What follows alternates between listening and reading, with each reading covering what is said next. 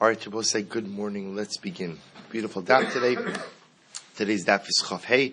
We are picking up on Chav Daled Amud Beis right by the Gemara. So remember again, so that's we're picking up 24b, 2, 4, 6, 8 lines up from the bottom. So the Gemara begins by saying Maishna Reisha u'Maishna Seifa.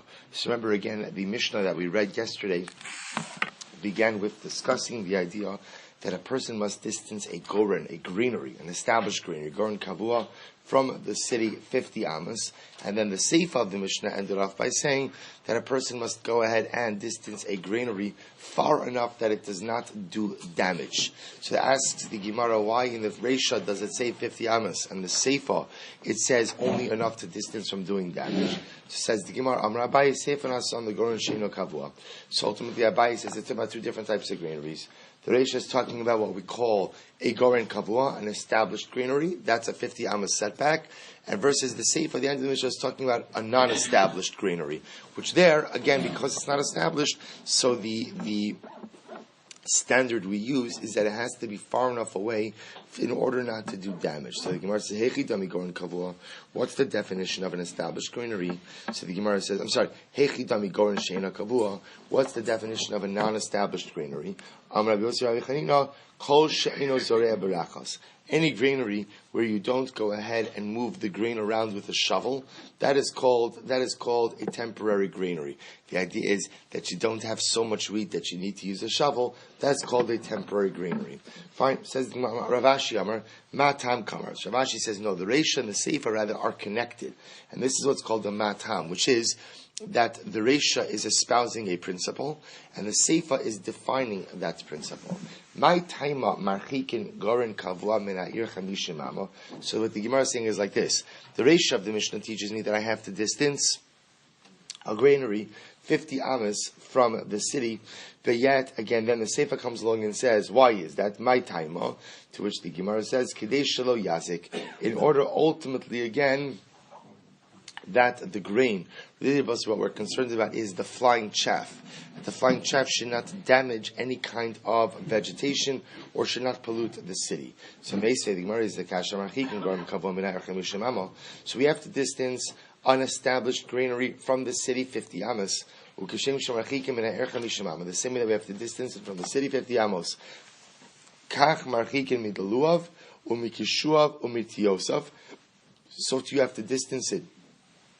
The luav are the gourds, kishuv are the cucumbers, nitiosa are the plants, miniro from the plowed field, shel chaveiro chamishim amo. I have to distance my granary from my friend's items, these items 50 amos, kadesh lo yazik, in order that my grain, the chaff from my grain, not damage my friend's vegetation. So bishlam Ravashi necha. So according to Ravashi, this makes sense because Ravashi explained the Reisha and Seifa as being connected. That ultimately the Reisha espouses the principle. The Seifa tells me the reason I have to distance the granary is so that my flying chaff not do any damage. Allah Abaye kashya. But Abaye ultimately again this poses a question. To which the Gemara says kashya. You're right, it does pose a question.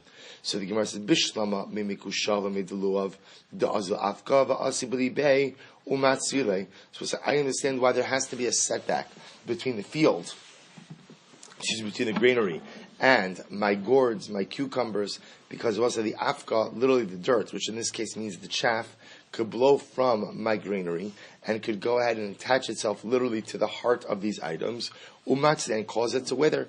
However, elaminiro amai. But I will say, what's the problem if the chaff blows into my friend's field? What adverse impact can that have? Rabbi Abba bar Zavda, Vitim Rabbi Abba bar Zutra, Vipnei Sha'osa Osa Golo. We'll say, interestingly enough, what ends up happening is when the chaff blows into a field, so essentially over time it just converts into fire, into manure, right? Into fertilizer. So apparently there is the possibility that you could over-fertilize a field. And if you over-fertilize a field, you ruin the crop. So Rashi says over here, Tap Rashi, Chav Hei Amud Aleph, Sha'osa Osa Golo, Marbelo Zevel, V'sorif Es Hazram Shnizrespo. Ultimately, again, I've already fertilized my field. The additional chaff then turns into additional fertilizer. The field now becomes over-fertilized, and the crop ultimately suffers. Okay, so it says the Mishnah, top of Chav Hei Amud Aleph. We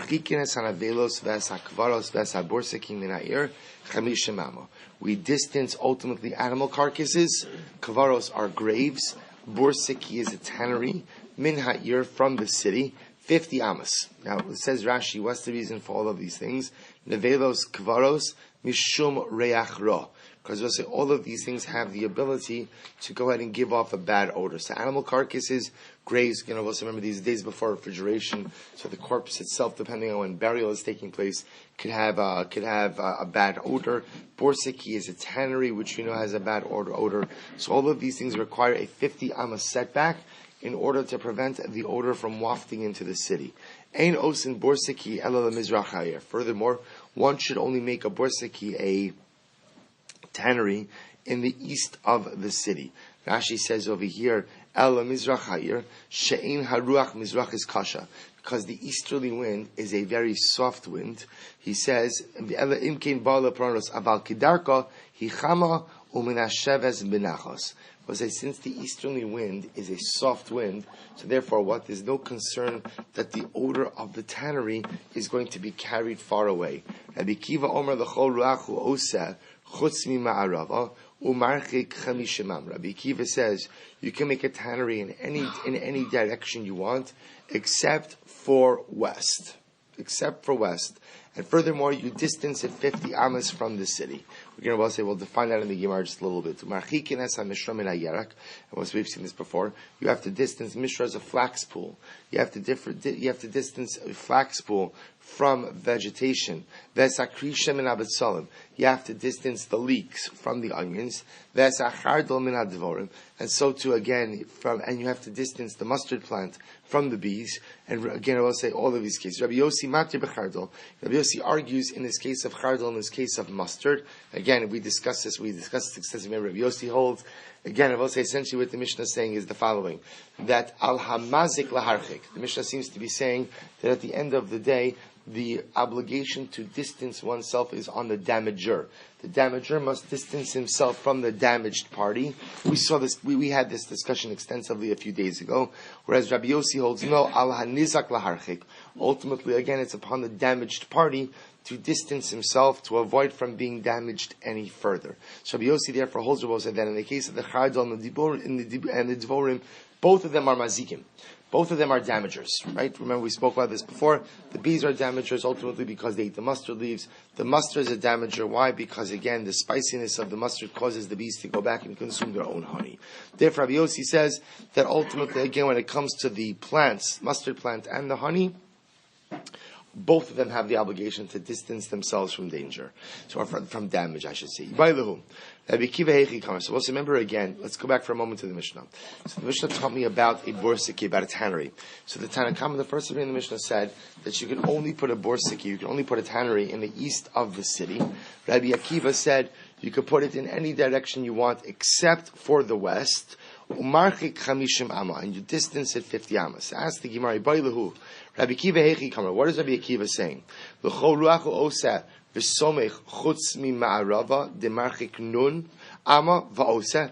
So we'll say, what is Rabbi Akiva saying? That you could put a tannery in any direction, and somech means, and you don't need any kind of setback. You could put it right next to the city. But if you put it in the west, you have to distance it 50 amos. O Dilma, or is Rabbi Akiva saying, no, you could go ahead and put the borsiki, you could put the tannery in any direction you want, as long as you have a 50 amma setback, chutz mi ma'arava de'ino oseklal, with the exception, of course, of the west, where you can't construct a tannery at all. So we'll say, what is Rabbi Akiva saying? To which the Gemara answers this quite explicitly. Tashma, Tisanya, Rabbi Akiva Omer, L'chol ruachu oso marchik chamishim amma, chutz mi ma'arava de'ino osek kol ikar. So we'll say, ultimately, again, the Brisa says it quite explicitly, that Rabbi Akiva says, you could go ahead and put a tannery in any direction of the city you want, as long as you have a 50 amma setback, with the exception, ultimately, of the west, where you cannot place the tannery at all. Why? Mipnei shehid tedira. Abba said that's a very strange statement. So according to Rabbi Akiva, you may not place your tannery in the west of the city, even if you have a 50 amma setback. Why? Mipnei shehi tadira. Now, the way that literally translates is because it is constant, or it is often, or it is consistent. So on the Rav Nachman, my tadira, what does that statement mean? So the Gemara says, Ilema tadira beruchos. If you want to say that there's a consistent wind in the west, and that's why you can't go ahead and place the tannery there, because the wind is going to blow the odor everywhere. Vaha amarav chanan bar abba amarav dalit ruchos menashos b'chol yom. We'll say there are 4 winds that blow every day. The ruach tzfonis im kulon, and in fact, it's the northerly wind that blows with all of them. So we'll say, so this clearly indicates to you that what? It's not the western wind that is the strongest wind, rather it's the northern wind. Shil malekin, I will say that were it not for the fact that the northern wind blows with all of the winds, ein ha'olam is kaim afilu sha'achos. The world would not be able to survive in the face of the other winds. The ruach durom is kasha mikulon, and the most severe wind that the world has, ultimately again, is the southern wind. V'omali ben netz. Shema Amida. So we're both say we're not now. If you look at Rashi just a moment, Ben Nates, Rashi says, is Malach ha'asui b'demus Nates. It is a malach that has the appearance of a hawk. So were it not for the malach, Ben Nates, what does he do? Shema Amida. Ma'amida means he blunts the effects of the wind. How does he do so? Rashi says, B'knafav. So apparently this malach Ben Nates spreads his wings, blunts the impact of the southern wind, and were he not to do that, mechareves es ha'olam, the wind would destroy the world. Shenei Amar, quotes of Yabosai from the pasuk in Iyov. So the pasuk says, "Hamibinascha ya'avar netz yifros kenafav l'tema." So we'll say, remember, this is part of that discussion between Hakadosh Baruch Hu and Iyov that we discussed, where Iyov asks all of his questions, and then the Ribono Shel Olam says, "Your questions presuppose that you understand how I run the world." And God goes through the entire natural order of the world, saying to Iyov, "Do you understand how I do this? Do you understand how I do this? Hamibinascha, do you understand? Ya'avar netz yifros kenafav l'tema. Do you understand how it is that I have Nates spread his wings to the south?" Which I will say is a reference to the idea that the Malach Ben Nates spreads his wings every single day and blunts the effect of the southern winds. So says the Gemara, Elamai Tadira. So what does it mean? Rabbi Akiva says that you cannot place a tannery in the west because it is Tadir. What does that mean? Tadira b'shchina. We'll say what it means is that it is in the west, that there in the Ma'arav, that there is a consistent presence of the Shechina. The Shechina is always in the Ma'arav, the Shechina is always in the west, and therefore Rabbi Akiva says you cannot place a tannery in the west. To Rabbi Yeshua ben Levi, so it's actually a really beautiful Gemara, because Yeshua ben Levi says the following: Bo'u v'nachzik tov al avosenu. Let's give a shkoyach to our ancestors. How so? Shahodio makom tefillah, because they have shown us the appropriate direction in which to daven. Because the pasuk says over here, the Gemara quotes the pasuk from Nehemiah, "Utzivah hashamayim lecha mishtachavim." Well, say the pasuk literally means the hosts of the heaven will bow to you. Now, what does that mean? The hosts of the heavens will bow to you. So remember again, the sun and the luminaries rise in the east and set to the west.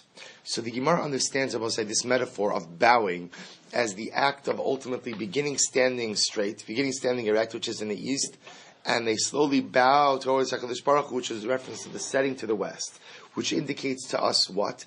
If they're bowing, so to speak, to the west, that indicates to us that the Shechina primarily resides in the west. So therefore, again, why is that important for us? That's important for us because it teaches us which direction to daven. And I will say, we're going to get into an interesting discussion about directions for davening. And although we have our preconceived notions about which direction we're supposed to daven in, we'll see that in fact it's a dramatic discussion. So Rabbi Shmuel Silber says, we have to daven towards the west because that is where the Shechina is. So also remember again, since the luminaries bow down to you, we view that bowing as the act of setting. So it rises in the east, sets in the west. Therefore, again, the Shechina ultimately is in the west. So Rav Acha bar Yaakov raises a kasha. 1 second. The Dilma ke'eved shenotel pras mirabo Maybe when it says that they're bowing, maybe they're bowing is the following. When a servant gets something from his master, so what does he do? He receives it, he bows, but he walks away bowing, meaning he never turns his back towards his master. So maybe what's happening over here is the following. Maybe the luminaries receive what's on from HaKadosh Baruch Hu, and then they back away from God. Now I will say, if you imagine the image of backing away from God, then what? Then the Ribbon Shalom is in the east, and they are backing away towards the west. So maybe, in fact, based on this pasuk, you would say the Shekhinah is in the east, not in the west. To which the Gemara says, "You're right, Kasha." That's a good question. Rabbi Shmuel says, "Shekhinah b'chol makom." He says Shekhinah is everywhere. The Shekhinah is everywhere. Rabbi Shmuel, "Mai dichsiv atu Hashem levadcha atu asisas hashamayim." What's the meaning of the pasuk that says, again, I will say this is from this same pasuk in Nehemiah, you are HaKadosh Baruch Hu, who alone has created the heavens and the earth. So the Gemara says, Shluchacha, Shlucheich, Lo Kishluchei Basar V'dam. God, your agents, your emissaries, are not like the agents or emissaries of man. How so? Shluchei Basar V'dam, Mimakom Shem Mishtalchim, L'sham Machzirim. So we'll say, L'sham Machzirin Shlichusam. We'll say, listen to this. Under normal circumstances, if I dispatch an agent to do something, so when after he executes the agency, he has to come back to the point of origin to report to me that he has accomplished his particular task. But ultimately, again, Yuri Bono Shel Olam, Lamakom Shemishtalchin, Misham Machzirin Shlichusan. But Yuri Bono Shel Olam, to the place where you dispatch your agents, your emissaries, that is the place where they're able to give you a report about the agency. As well say, what's the contrast here? If I go ahead, my domicile is here, and I go ahead and I dispatch an agent to do something, the only way I know that he has performed the agency is if he comes back and he tells me.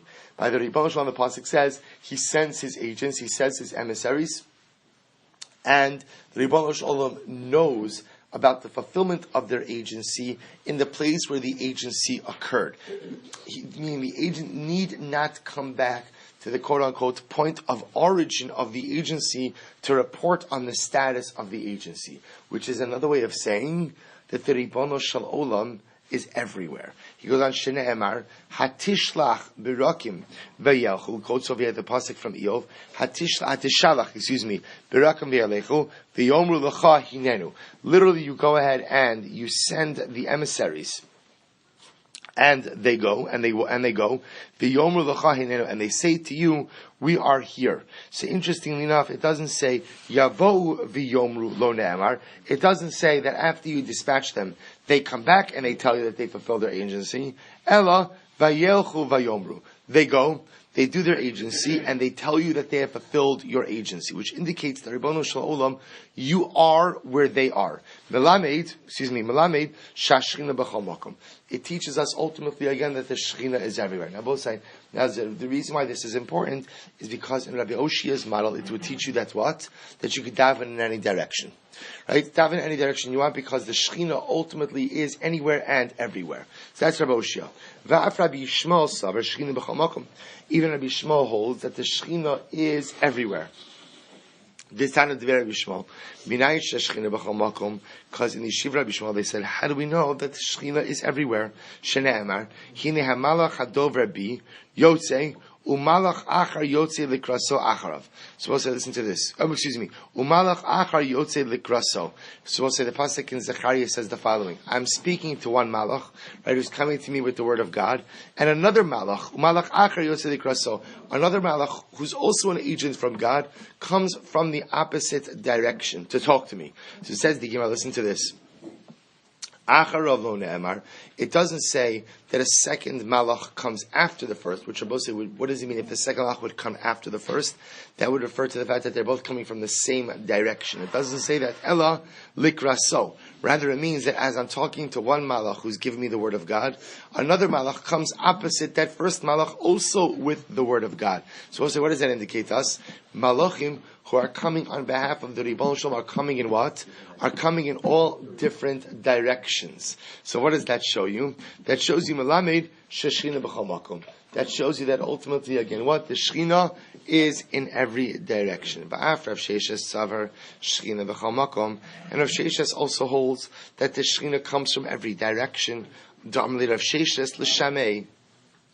Because Rav Sheshes said to his attendant, L'chol ruchsa ukman lebar mizrach. So Rav Sheshes apparently was older and a bit infirmed, and he said, listen, when you help me to get up to daven, so do me a favor and point me in every direction except east. So what says interesting, right? Point me in every direction except east.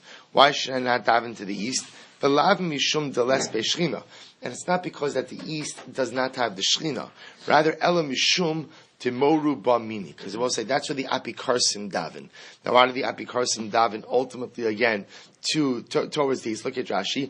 Timoru Bamini. Tamide Ovdi Avodah Zarah Morim Hora. So let's remember again, Avodah Zarah often placed incredible emphasis on the worship of the luminaries, and therefore again they directed their disciples to daven towards the east. So if Shesha says you can stand me up to daven in every direction except for the east. So we'll say, so far what we have over here is we have Rabbi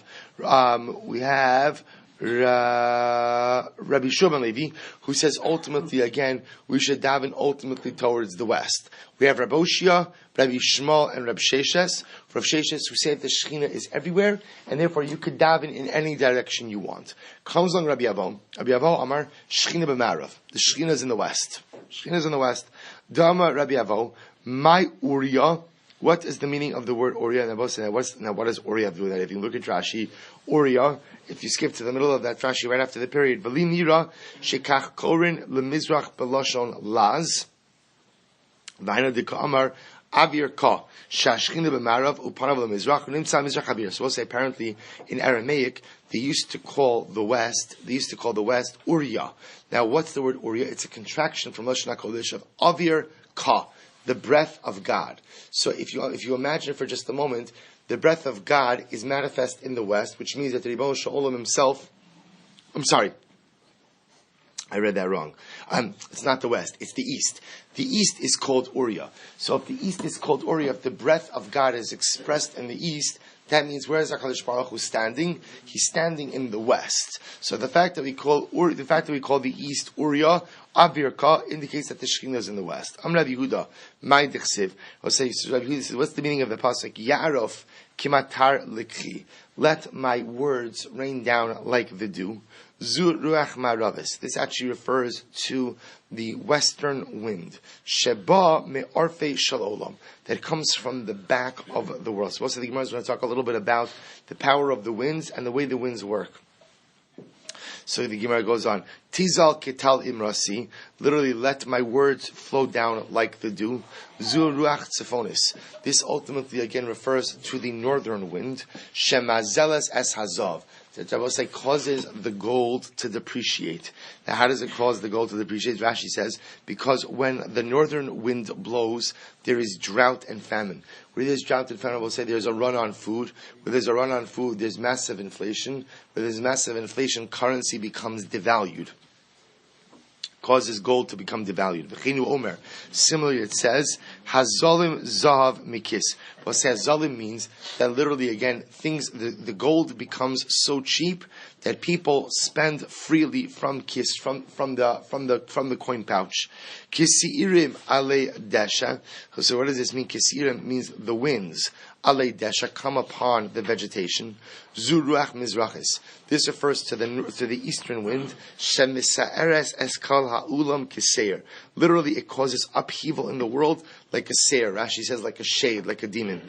Ukurivivim ale esev, and like the showers upon the Asev, the grass of the vegetation.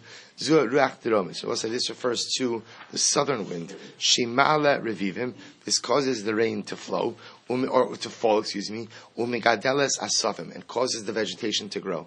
Tanya. So we'll say now the rest of the following. Rabbi Loza says, Olam, turn the page, on the base, la'achsadra hidomet. We'll say it's an interesting idea as well. The world is like an achsadra. So what's an achsadra? Rashi says, L'achsadra she'in ladofen revius. So the world, if you could imagine, is like an enclosure that has 3 walls, but is open on the 4th side. Beruach tsefonis ina misubebes. and the Ruach Tzifonis, literally the northern side, is not enclosed. V'chevan she'egia chama eitel karen ma'arabis tzifonis. We'll say once the sun reaches the northwestern corner of the world, nichfefes, it turns, va'ola lemala min arakia, and ultimately again it goes back, literally ola lemala min arakia means it ascends higher than the heavens, which we'll say references the idea that the sun begins to turn back east. So we'll say what the Gemara is over here is describing how they viewed the sun-earth relationship. Ultimately, again, what they viewed as the sun moving around the earth. They're just perceiving what they perceived in nature. Rabbi Yeshua says, Olam lekuba hudama. Rabbi Yeshua says, no, the world is compared to a kuba. What's a kuba? Rashi says, Oel shekula mukav. A totally enclosed structure, totally enclosed tent. V'ruach tzefonis misaveves. And it is the northern wind that ultimately, again, V'ruach tzefonis misuveves, and ultimately, again, the northern wind encloses everything. The chevan shekrama magas lekaren ma'aravis tzefonis, and once the sun reaches to karen ma'aravis tzefonis, Rabosai means the northwest corner. Makefes, ultimately, again, it turns around, or I should say, it goes around, it encircles. V'chozeres achori hakipa, and then Rabosai it goes back over the dome. Shne'emar holech al dorom v'sobev al tzafon. Holech al daram bayom, it goes towards the south by day. V'sobev al tzafon balayla, and it circles back to the north by night. Sobev holech haruach v'al sivivosav shav haruach al pe'elu pnei mizrach u'pnei marav. So we'll say this. What does this refer to? This refers ultimately again to the Pnei Mizrach, the Pnei Marav, the face of the east, the face of the west. Shepamim misavavasam upamim mahalalachan. Sometimes both say the sun circles them, and sometimes the sun passes over them. So both say again, just these two different opinions describing how they perceived the sun-earth relationship and what they perceived as the sun circling and going back over the earth. Hu haya omer. So he used to say, Hu haya omer asa'an Rebbe Elazar min ha'cheder tavo sufa. So over here the Gemara is quoting now from the pasuk from Eov. Min ha'cheder tavo sufa umimizarim kara. So what does this mean? Min ha'cheder tavo sufa zu ruach dromis. This refers ultimately again to the southern wind. Umimizarim kara. I will say, what does that mean? Umimizarim kara zu ruach tzefonis. This refers to the northern wind. Minishmas al yiten kerach. What does this mean? Minishmas al yiten kerach. So literally, from its breath, you will give forth ice. Zu ruach ma'aravis. This refers, I will say, to the southern wind. Berachav mayim b'mutzak. Literally, the expansiveness of the water. B'mutzak, I will say, means with the strong current of the turn. Zu ruach mizrachis. This refers ultimately to the eastern wind. Ay v'ha'amar mar ruach duromis ma'al revivim. We said before that it is the southern wind that causes the showers to come. Umigadelas asavim, it causes the vegetation to grow. Lo kasha, it's not a contradiction. Hada asya b'mitra nichusa, ha b'shichusa. We'll say winds. Each wind is different for different kinds of rains. Certain winds are responsible for the rain falling gently, and other winds are responsible for the rains falling. B'shichusa literally means with force. Amar Rav Chisda said, "My dichsev." Mitzafon, he quotes over here now from the pasuk from Eov. Mitzafon zahav yasa al eloka nora hod. What does this mean? Mitzafon zahav yasa zu ruach tzefonis. This refers ultimately again to the northern wind. She mazelas esazavos. We had this on the end of Amud Aleph. The northern wind often brings in its wake drought and famine, and therefore causes the gold to become devalued. Chinu Omer, so too it says, Hazalim Zahav Mikis, that when the gold becomes depreciated, or when the gold becomes cheapened, it flows freely from the money pouch. Amar Raf from Bar Papa, Amar Rav Chisda. So we'll say, so now the Gemara gets back a little bit away from the winds. So Raf from Bar Papa said to Rav Chisda, Miyom Shecharav Beis Hamikdash Lo Hugshima Ruach Duromis. I will say, from the day that the Beis Hamikdash was destroyed, this lashon is actually very interesting. Lo Hugshima Ruach Duromis means the southern wind hasn't really taken form. In other words, the power of the southern wind has been blunted. Look at Rashi. It's almost Rashi right across. Lo hukshma ruach dromis shahaisa regila lahavi revivim tovos. Remember, what did we just say before? It was the southern wind that was responsible ultimately for bringing plentiful rainfall. So what the Gemara is suggesting over here is that Lamaisa, since the Beis Hamikdash was destroyed, so rainfall has never been as brachadik, has never been as blessing filled since the Beis Hamikdash, which makes sense on both sides. The Beis Hamikdash ultimately again represents the portal for divine shefa, for divine blessing into this world. So the Gemara is just simply saying not that it stopped raining, of course, but Lamaisa, those same bracha filled rains have not fallen since the Beis Hamikdash has been destroyed. Shneimar, because he quotes over here from the pasuk from Yeshayahu, Vayigzor al Yomin v'Rav, Vayochal al Smol v'lo Savo, Uksiv Safon v'yomim atem berasim. Okay, so if you look at Rashi, Uksiv Safon v'yomim alma Yomin hu daram v'kasa beira. Fine. V'amra Ratan bar Papa Amra Chista Yom Shechara Beis Hamikdash Ein Hagishamim Yardin Me'otzar Tov. Also, from the day that the Beis Hamikdash was destroyed, the rains no longer fall from what he calls this Otzar Tov. Also, which is another way of saying that since the Beis Hamikdash was destroyed, the rains no longer fall from the Ribono Shel Olam's special Otzar, from his special silo, from his special storehouse. In other words, that in Shamayim, in the heavens, there are different gradations and different levels of bracha.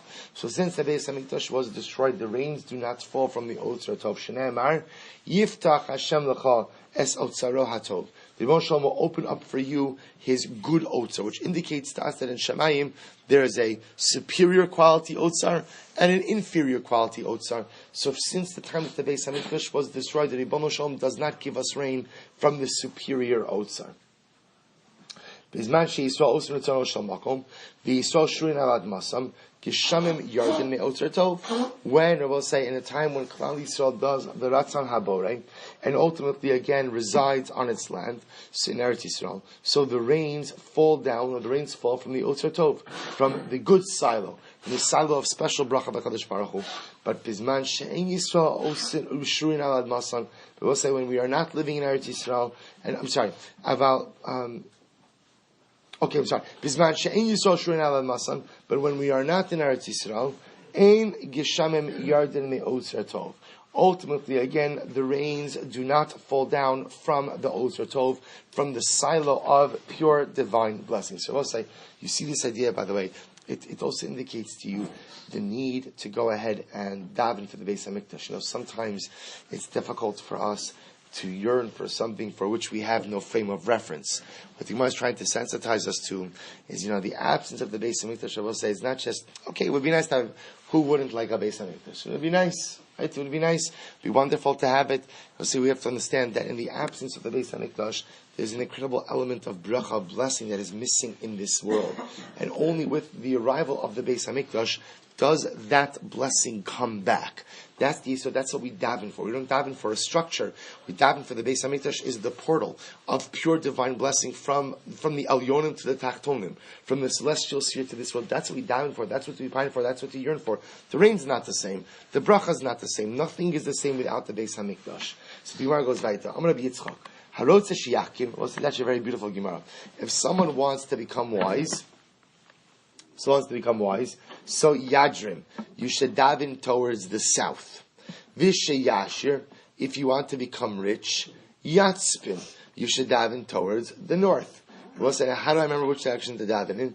Visimanuch, shulchan b'tzafon, u'menorah b'daram. We'll say the way to remember it is in the Beis Hamikdash, the shulchan, which remember had the lechem upon him, the loaves of bread.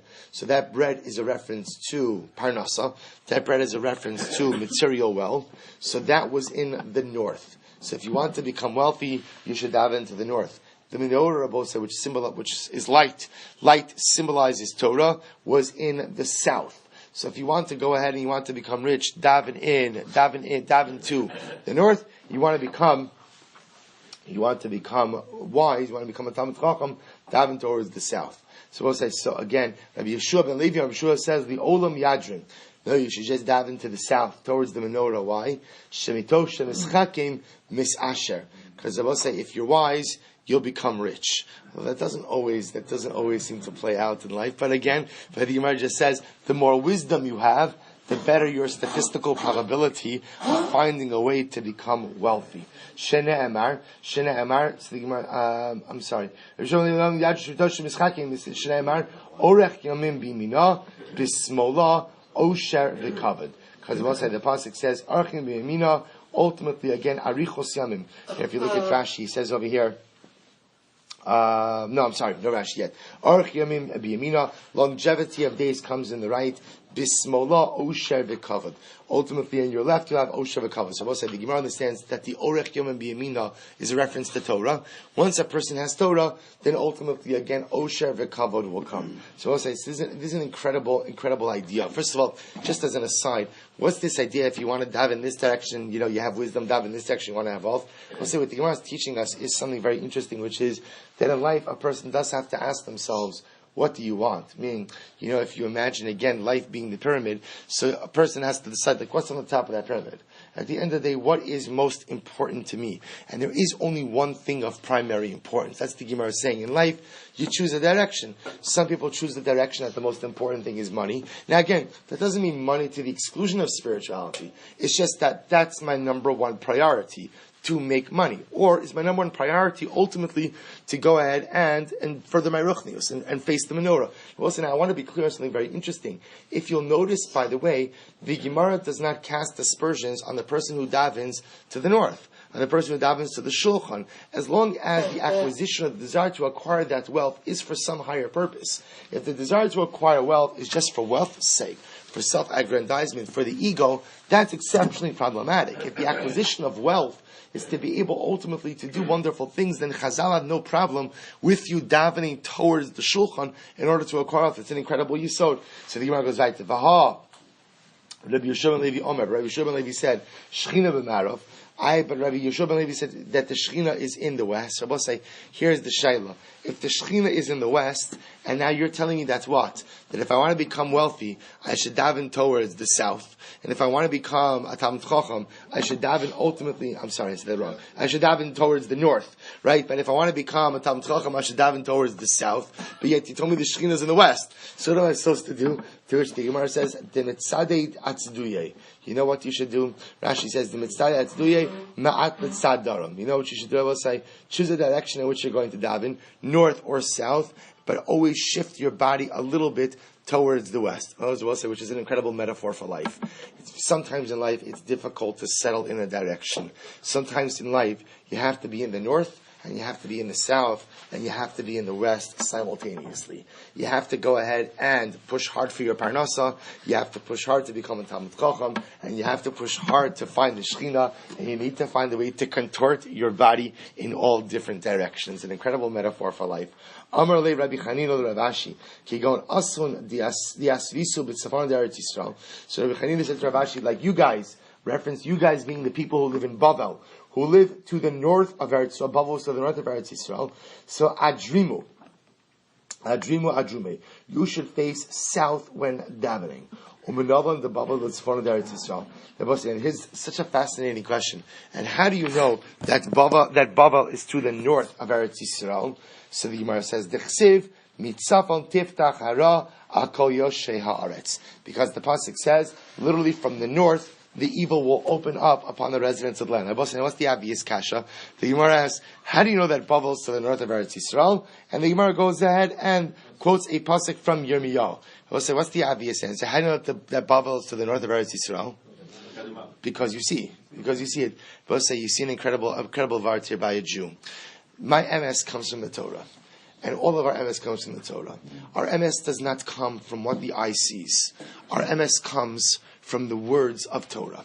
If it says it in the Torah, state in the Torah, then it's MS. If it doesn't say it in the Torah, even if your eyes tell you that it's true, it's not true. So the Gemara needs a raya that Bavel is to the north of Eretz Yisrael.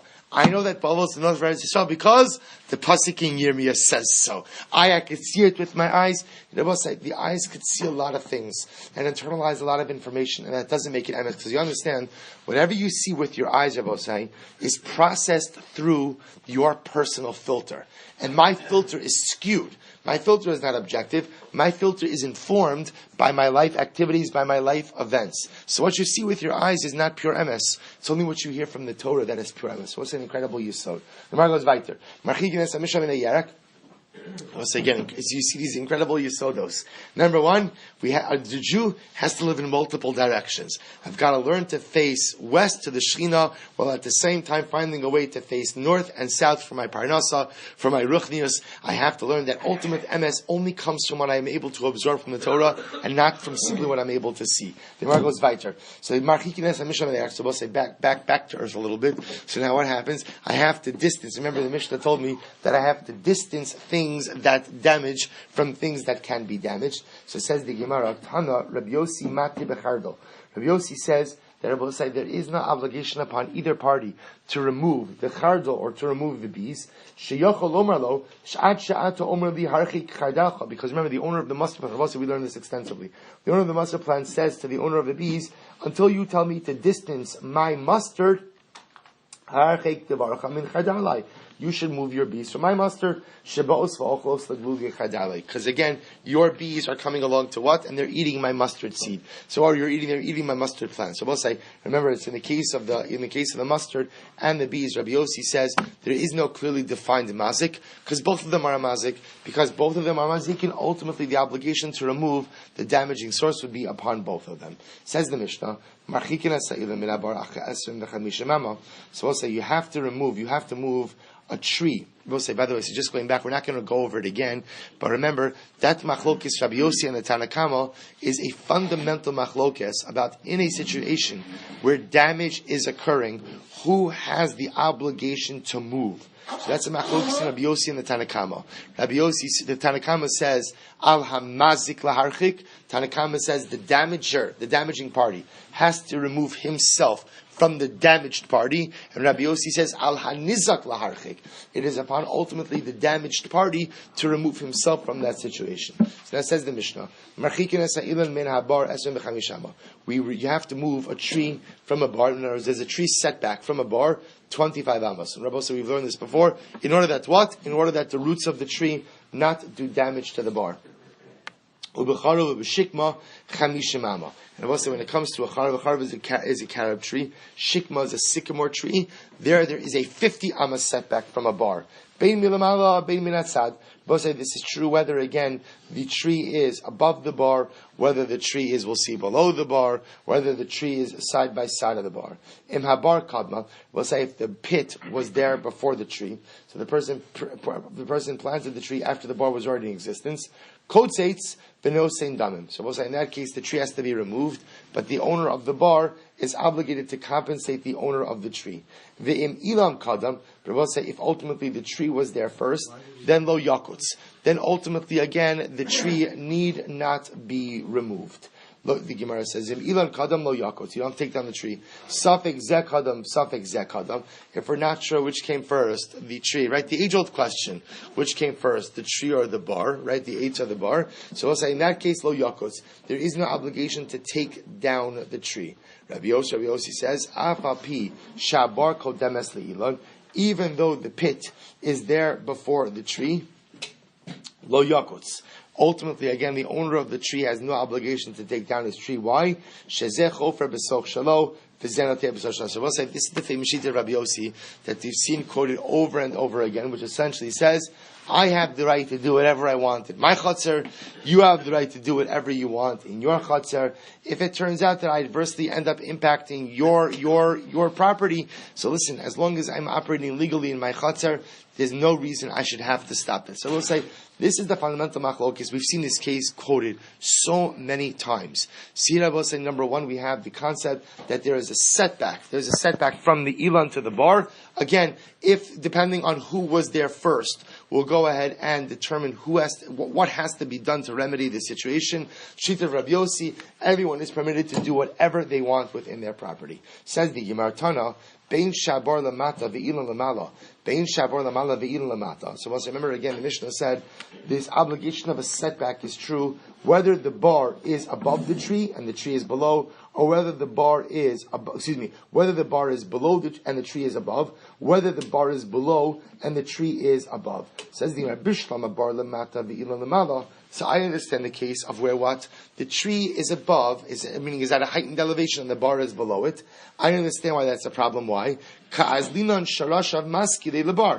will say the roots could grow down. The roots don't just grow across, they also grow down. So the roots could grow down and ultimately, again, destroy the bar. Ela bar lamala ve'ilan lamata. I will say if the bar is above and the tree is below, so then what danger does the tree pose to the bar? To which the Gemara says, Amrav Chaga b'shem Rabbi Yossi mepnei shemachligin as hakarka umalkin karka yisa shalba. Because the way it works is that ultimately, even if the branches of the tree are not growing into the walls of the bar, if the branches of the tree grow in the proximity of the bar, what they do is they loosen the soil. And once the soil is loosened, that erodes the soil around the bar, around the walls of the bar, and over time can have a negative impact on the bar itself. So even if it turns out that the bar is lamala and the ilan is lamata, ultimately, again, those roots are going to grow under the bar, loosen the soil under the bar, and over time have a detrimental impact on the bar itself, and therefore there'll be an obligation of a setback even in that case. So we'll stop over here. We'll pick up in Meretz Hashem at the 2 dots tomorrow.